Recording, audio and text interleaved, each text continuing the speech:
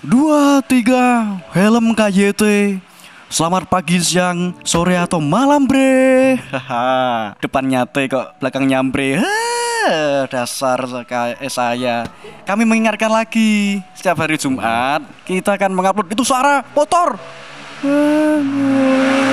Wah, denger kan? Ya seperti itulah suasana di sini. Ya nggak apa-apa. Makanya jangan lupa di subscribe sama like. Masa yang nonton berapa, yang subscribe berapa? Nanti jadi nggak semangat saya. Oke, oke. Iya, asalkan saya ya mesti kok ada komisinya sih. Ya nggak apa-apa deh. Ya udah, kita sekarang langsung masuk saja ke dalam filmnya. Kan tadi udah saya jelaskan kalau hari Jumat filmnya tentang film sensei, yang artinya adalah guru. Oke, diceritakan bahwa di sebuah SMA motor lagi kita sebut saja SMA Selatan atau South atau Kidul atau Kidul. Seorang siswi yang bernama Shimada Hibiki berusaha menemukan arti sebuah cinta. Ketahuan kan filmnya tentang film berapa? Ya itu dong. Oke, lanjut. Ia bersahabat dengan kedua temannya yang bernama Chikusa dan Kosuke. Ceritanya, Chikusa ini sedang berusaha memberikan surat cinta kepada guru matematikanya dengan cara diselipkannya ke loker. Namun ternyata loker itu salah dan malah diberikan kepada guru sejarah yang bernama Pak Ito. Aduh. Kemudian Hibiki pun pergi ke ruangan Pak Ito untuk bertemu dan menjelaskan apa yang terjadi. BTW, Hibiki ini sepertinya agak tertarik dengan Pak Ito. Aduh, ini salah target kok malah nggak apa-apa gitu istilahnya. Aduh, bisa-bisaan sih Hibiki. Oke, lanjut. Kemudian Pak Ito pun mengembalikan surat tersebut dan malah menilai isi surat tersebut. Kemudian keesokan harinya, saat guru matematika yang bernama Pak Sekia sedang mengajar, ia memeriksa kelas sebelah yang sedang ramai. Ternyata kelas tersebut ramai karena guru mereka Pak Ito sedang ketiduran di taman. Hibiki yang melihat hal tersebut membangunkannya dengan melemparkan buku dari lantai atas. Pak Ito pun segera pergi dan mengembalikan buku tersebut secara ya mungkin romantis lah ya kan. Ya namanya juga film ber-OAOE. Ya kali film ber-OAOE terus ini bukunya gitu kan nggak mungkin gitu loh. Apalagi cewek gitu. Oke, lanjut. Setelah seharian melakukan kegiatan belajar, Hibiki pun pulang. Nah iyalah ya kali pergi kemana gitu kan nggak mungkin gitu loh. Oke, lanjut. Di jalan Hibiki merasa diikuti oleh seseorang yang membuatnya jatuh di jalan. Tanpa sengaja Hibiki bertemu dengan Pak Ito dan langsung memeluknya. Bisa-bisa masa bisa-bisaan Hibiki. Oke, namanya juga film. Oke, lanjut. Pak Ito pun mengobati luka Hibiki dan segera membuat orang tua Hibiki datang untuk menjemputnya. Setelah kejadian itu, Hibiki pun masih terbayang-bayang dengan adegan pelukannya dengan Pak Ito. Ya salah siapa kok meluk kamu? Hibiki. Aduh. Oke, lanjut. Kemudian Kosuke mengajak Chikusa dan Hibiki untuk main ke asrama guru-guru mereka. Namun setelah sampai asrama, Bujima dan Pak Sekia yang dicari Kosuke dan Hibiki tampak sedang pergi. Mereka pun malah main di asrama Pak Ito. Beberapa waktu kemudian, mereka mendengar guru-guru mereka pulang. Namun, raut wajah mereka berubah karena Bujima dan Pak Sekia sedang pulang dari kencan. Jadi FYI ya teman-teman, Kosuke ini suka sama Bujima. Begitu, paham kan? Aku gak mau jawab, pokoknya aku paham. Ya gitu dong. Oke, lanjut. Kemudian keesokan harinya, saat Pak Sekia sedang mengajar, Chikusa dan Hibiki malah main surat-suratan di kelas. Ya intinya Hibiki penasaran kenapa Chikusa itu bisa suka sama Pak Sekia gitu loh. Paham kan? Pokoknya kalau aku diam paham. Oke, lanjut. Namun Hibiki malah ketahuan Pak Sekia dan menyebabkan dirinya dihukum untuk mengerjakan soal-soal sepulang sekolah. Waktu pun semakin larut. Namun Hibiki belum juga menyelesaikan hukumannya. Saat itu, Pak Ito datang dan menyuruhnya menyelesaikan hukumannya di rumah. Namun dengan polosnya, Hibiki tidak mau. Sedangkan sebenarnya Pak Sekia ini sudah pulang duluan, begitu loh teman-teman. Karena kasihan, Pak Ito pun menemani Hibiki dan mereka pun ber-OAOE sambil membantu Hibiki mengerjakan hukumannya. Hibiki pun pulang diantar oleh Pak Ito. Saat perjalanan, Hibiki mengintip chat dari Bujima dari HP Pak Ito yang mengajaknya ketemuan sepulang sekolah. Kemudian keesokan harinya, Hibiki yang penasaran mencoba datang ke tempat janjian mereka. Saat itu, Kosuke kebetulan juga datang untuk menemui Bujima. Namun agar rencananya lancar, Hibiki menyuruh Kosuke sembunyi bersama dirinya untuk melihat Pak Ito dan Bujima yang ngobrol. Itu teman-teman. Di situ mereka melihat Bujima yang sedang menembak Pak Ito. Bisa-bisaan cewek nembak cowok. Kalau di sini mah, udah aku cewek kok, ya aku maunya ditembak gitu, bah. Kamu itu ya. Oke, lanjut. Tapi ditolak teman-teman. Kemudian Kosuke yang kesal ingin segera memukul Pak Ito karena membuat Bujima menangis begitu. Hibiki pun menghentikannya dan mengatakan akan membalas jika Kosuke menyakiti Pak Ito. Dari situlah Kosuke menyimpulkan bahwa Hibiki ini jatuh cinta dengan Pak Ito. Aduh, kesalahan loker malah jadi sayang beneran sih Hibiki. Oke, lanjut. Chikusa pun segera mengetahuinya dan mencoba mengulik perasaan Hibiki secara halus ala wanita. Hibiki pun mulai terpancing akan perasaannya. Karena setiap hari waktu yang terbuang adalah suatu kesempatan bagi ketidakberuntungan di masa depan. Ia memutuskan untuk segera menemui Pak Ito. Di ruangannya, Pak Ito segera bangun dari tidurnya karena sadar akan kehadiran Hibiki. Saat itulah Hibiki menyatakan cintanya kepada Pak Ito. Bisa-bisaan cewek lagi nembak cowok gitu loh. Kalau di sini mah apa tadi saya bilang apa tadi? Aku nggak ingat kak. Ya udah. Oke, lanjut. Namun Pak Ito yang sadar akan posisinya sebagai guru segera menolaknya dan melarangnya mencintainya. Hibiki yang pantang menyerah membuat suatu tantangan. Jika nilai ujian sejarahnya lebih dari 90, maka ia harus boleh mencintai Pak Ito. Pak Ito pun hanya tertawa. Karena apa? Karena kita tidak punya uang, bukan itu. Karena nilai ujian sejarah tertinggi Hibiki hanya 54 gitu loh. Kan 54 mau 90 kan ya jauh gitu. Jadi apa bisa gitu loh. Kan kalau film kan ya bisa kak. Oh ya ini kan nanti endingnya gimana kan gitu. Oke, bentar. Jangan ditebak dulu Bambang. Oke, lanjut. Ditolaknya Hibiki oleh Pak Ito tidak membuat Hibiki merasa sedih dan malah membuatnya merasa lebih lega. Ia pun meninggalkan belajarnya untuk membuktikan cintanya. Suatu hari Hibiki secara tidak sengaja menabrak Pak Ito dan memecahkan kacamatanya. Dengan begitu Hibiki bertanggung jawab dengan mengantar Pak Ito pulang sambil ber-yue. Itu bahasa Inggrisnya teman-teman. Jadi BTW Pak Ito ini kalau nggak pakai kacamata nggak bisa jalan. Jadi kalau kacamatanya nggak dipakai itu dia tuh merangkak itu loh teman-teman. Kebayangkan?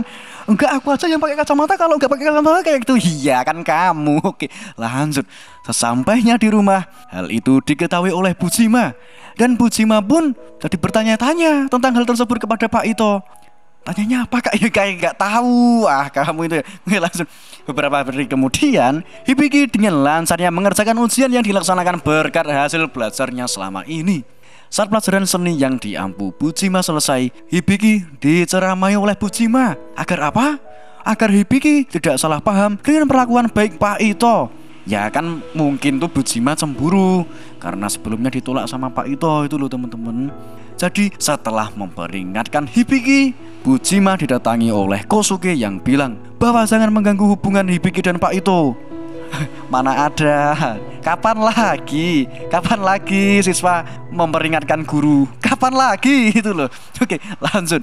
Di situ Kosuke juga bilang bahwa ia menyukai Bujima.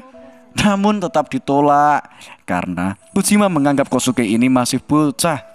Di sisi lain, Hibiki yang baru keluar dari ruangan Bujima melihat Pak Ito di taman. Ia pun memberanikan diri menemui Pak Ito. Namun karena dianggap merepotkan dan mengganggu, Pak Ito menyuruh Hibiki untuk menjauhi dirinya. Setelah kejadian itu, Hibiki pergi ke rumah Chikusa dan menangis. Ia pun menginap di rumah Chikusa. Keesokan harinya, Chikusa berangkat dengan Hibiki yang telah didandaninya. Setelah sampai kelas, beberapa temannya mengajak Chikusa untuk kencan buta. Namun karena Chikusa menolak, Hibiki dengan berani mau untuk ikut kencan buta tersebut. Ya mungkin ini pelampiasan karena ditolak oleh Pak Ito. Karena khawatir dengan keadaan Hibiki, Chikusa dan Kosuke melabrak Pak Ito yang sedang mengoreksi ujian. Kapan lagi? Kapan lagi siswa labrak guru? Kapan lagi kalau nggak di film? Kalau di serius mah udah dikayang ini siswa. Oke, lanjut. Motor. Oke. Di situ Chikusa mengatakan bahwa tidak seharusnya Pak Ito menolak Hibiki secara kasar. Kosuke juga mengatakan bahwa harusnya ia bersikap lebih lembut walau itu cuma pura-pura. Kemudian Pak Ito menyuruh mereka berdua keluar karena telah mengganggunya. Dan disitulah diperlihatkan keseriusan Hibiki terlihat dari nilainya yaitu 97. Saat kencan buta, Hibiki terlihat tidak nyaman dengan sekitarnya. Ia pun segera pamit pulang saat disentuh salah satu cowok yang ada di situ. Di perjalanan pulang, Hibiki malah curcol tentang perasaannya yang dengan seorang pejalan kaki yang mabuk. Pak Ito yang melihat hal itu langsung menjemput Hibiki dan mengantarnya dengan mobil. Keesokan harinya diadakan rapat kelas untuk pemilihan kostum saat festival. Dan akhirnya diputuskan bahwa kostum yang akan dilombakan bertema weddingan. Kelas pun segera mempersiapkan festival tersebut. Ya iyalah, ya kali besok ada festival loh anak-anak. Terus sekarang mau ngapain? Gak tahu gitu kan, gak mungkin gitu loh. Oke, lanjut. Dan diketahui bahwa Chikusa telah move on dari Pak Sekiya, yang membuat Hibiki sudah sedikit merenung. Itu saat latihan pernahan, Hibiki bertemu dengan Mas Fujioka dari SMA Utara atau SMA Lore. Oke, di situ Hibiki malah curhat dengan Mas Fujioka tentang kisah cintanya. Mendengar curhatan Hibiki, Mas Fujioka menyuruhnya untuk tidak menyerahkan cintanya walaupun orang yang dicintainya itu seorang guru. Ya iyalah, seseorang kalau dinasihati kan terus, wah mendingan kamu gak usah deh gitu kan, gak mungkin gitu loh. Oke, lanjut. Saat festival tiba, Hibiki yang masih penasaran akan perasaannya memutuskan untuk memastikan lagi perasaannya kepada Pak Ito. Hal itu dikarenakan karena tantangannya dulu untuk mendapatkan nilai 90++ telah berhasil. Ia pun berlari untuk menemui Pak Ito yang ada di atap sekolah. Mereka pun bertemu dan Oke, betul. Hibiki pun memutuskan untuk mengakhiri kisah cintanya dan kembali menjadi murid Pak Ito seperti yang lainnya. Namun Pak Ito malah memeluknya dan menciumnya juga. Dengan begitu, Hibiki malah bingung mau maju atau mundur. Sedangkan Pak Ito juga tidak jelas mau maju atau mundur. Aduh, gimana ini? Kepetoto itu. Oke, lanjut. Keesokan harinya, tersiar kabar gosip tentang hubungan Hibiki dan Pak Ito. Ternyata kabar itu berasal dari fotonya yang tersebar di medsos sedang berciuman dengan Pak Ito. Ini kalau di Indonesia udah kasus loh teman-teman. Tapi karena ini cuma di film, berarti enggak. Tetap kasus lah kak, kamu kan kok tahu. Iya, maaf. Oke, lanjut. Kemudian Hibiki, Chikusa dan Kosuke pun menghadap Bujima yang malah menyuruh mereka tidak ikut campur dengan masalah ini.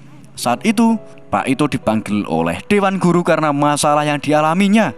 Di situ, Chikusa dan Kosuke menguping rapat Dewan Guru untuk mendengar kabar dari rapat tersebut. Gosip tersebut ternyata juga sampai kepada Mas Fujioka yang telah menyuruh Hibiki untuk jangan menyerah. Kemudian saat di rumah, Hibiki yang terus merenung ditelepon oleh Pak Ito yang mengajaknya membicarakan masalah itu. Mereka bertemu dan saling meminta maaf tentang apa yang terjadi. Hibiki pun menanyakan mengapa Pak Ito malah baik padanya sampai menciumnya juga gitu loh. Namun Pak Ito mengatakan bahwa ia hanya terbawa suasana saja alias sunap atau NFC gitu. Itu bahasa Britishnya itu teman-teman. Setelah itu Hibiki diantar oleh Pak Ito sampai ke stasiun. Di stasiun, Hibiki menerima telepon dari Mas Fujioka yang merasa bersalah karena telah membuat Hibiki mendapat masalah. Karena kan Mas Fujioka memberi ide membuat Hibiki untuk jangan menyerah gitu loh teman-teman. Oh yang tadi itu ya kak? Iya, kamu itu ya. Oke, lanjut. Setelah sampai di stasiun tujuan, Hibiki bertemu dengan Mas Fujioka yang mengatakan siap bertanggung jawab untuk menjadi pacarnya supaya gosipnya mereda. Hibiki pun diam saja dan diantar oleh Mas Fujioka sampai ke rumah. Motor, woi. Kemudian keesokan harinya, Pak Sekia mengatakan bahwa guru sejarah alias Pak itu akan berhenti. Chigusa pun segera mengabarkan hal tersebut kepada Hibiki yang masih belum masuk sekolah. Namun Hibiki tidak mau mengejarnya karena mungkin takut akan perasaannya plus moodnya Pak Ito yang maju mundur. Di sisi lain, Pak Ito juga didatangi oleh Kosuke yang mengatakan bahwa Pak Ito itu maju mundur tidak jelas. Kosuke pun memukul Pak Ito dan membuatnya menjadi tersadar. Dipukul jadi sadar. Kalau di Indonesia dipukul balik mukul ini. Ada konsep film ya. Gimana sih ini? Ya kok kamu mengganggu mood saya sih kak? Ya enggak. Oke, lanjut. Hibiki pun berubah pikiran karena Chigusa mengatakan bahwa saat ia menguping rapat Dewan Guru, Pak Ito mengatakan bahwa dirinya tidak bisa memalingkan matanya dari Hibiki.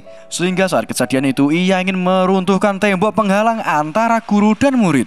Hibiki pun mengejar Pak Ito dengan sekuat tenaga sampai-sampai ia terjatuh dan bangkit lagi karena ia menganggap Pak Ito adalah cinta pertamanya. Ia pun akhirnya bertemu dengan Pak Ito dan mereka pun beryewewe. Apa itu? Yewewe. Apa itu? Ya gitu dong. Kemudian Pak Ito akhirnya menyatakan perasaannya kepada Hibiki bahwa ia mencintainya dan memintanya menunggunya sampai kelak waktunya tiba. Kemudian setahun setelahnya, saat wisuda, Hibiki, Chigusa, dan Kosuke berpisah menyelesaikan urusan cinta mereka masing-masing. Yang lain-lain lanjut kuliah, ini menyelesaikan percintaan masing-masing. Ini gimana? Lanjut, Hibiki pun berjalan menyusuri sekolah sampai pada akhirnya ia bertemu dengan Pak Ito yang telah menunggunya di gerbang sekolah. Dan dari disitulah kisah cinta mereka yang sebenarnya dimulai. Kalian nggak tahu gimana kisah cintanya kan? Makanya di subscribe karena aku ada film sensei yang selanjutnya. Tapi bohong, pal-pale pala palamu. Oke, sudah begitu saja reviewnya karena ini sudah malam. Film pun tamat. Weh, begitulah teman-teman filmnya. Menarik kan? Saya nggak ditarik siapa-siapa. Ya bukan gitu. Kok kamu malah ngeles sih? Oke, jadi seperti itulah filmnya. Menarik kan? Kok lagi kak? Oh ya maaf, aku cuma mau ngingetin kepada kalian kalau hari Jumat itu kami selalu mengupload video terbaru. Dan jangan lupa di subscribe. Karena apa? Karena kita tidak punya uang, bukan itu. Karena kalau di subscribe itu kami semangat gitu loh. Ini baru subscribe-nya baru 400-an belum ada loh. Yang nonton udah berapa ribu loh. Kalian itu gimana? Ya terserah saya lah. Wih ya. Ya udah deh. Kalau gitu saya pamit undur diri ya. Oke? Ya terserah kamu. Ya nah ya. Oke, bye-bye.